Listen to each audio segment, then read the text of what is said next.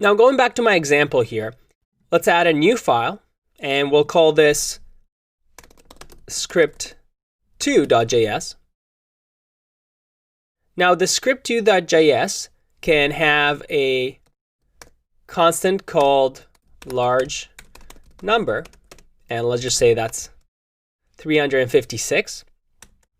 And if we want to export this and say export default large number, and now within script.js I do import large number from script2.js.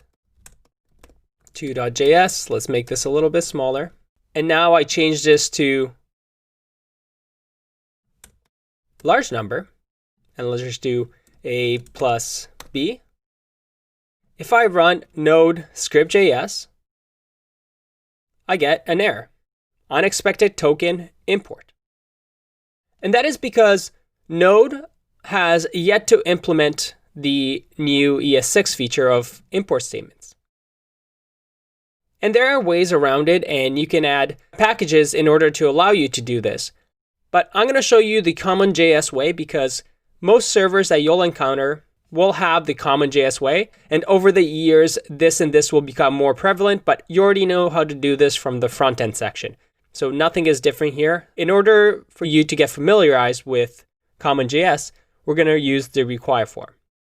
So how can we do this using the way it works in Node 8.9, which is the version that we have?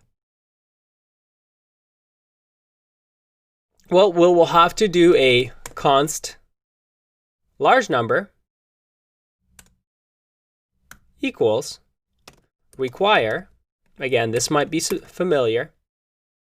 And then within here, we have to give it the file path. With require, we now have large number. And we also want to export it now. And the way exports work with CommonJS is you do module.export. And that is because, let me just clear this and show you. If I do node and I do module, you see that module is a global object that we have access to. And using module.exports, I can say what objects I want to export in this file. In our case, it will be large number. If I save this and now run our node script, I'm going to exit the process first. Let me clear. If I run node script.js, I get object 5. Why is that? Well, because now we've exported this object. And the way we want to access it here, we're exporting a global object, which we can name whatever. In our case, we can say script2. And in order to get the property of script2, well, we'll say script2.largeNumber. And now if I run this, I get 361. And this can be named anything. It's just a variable that you're declaring. So we can just call it C large number, and it still works.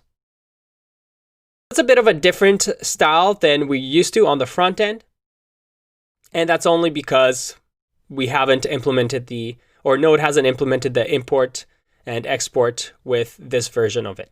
But it will come eventually. Just don't get scared if you see it this way. Once you get used to the syntax, it's pretty much the same. All right, I'll see you in the next one. Bye-bye.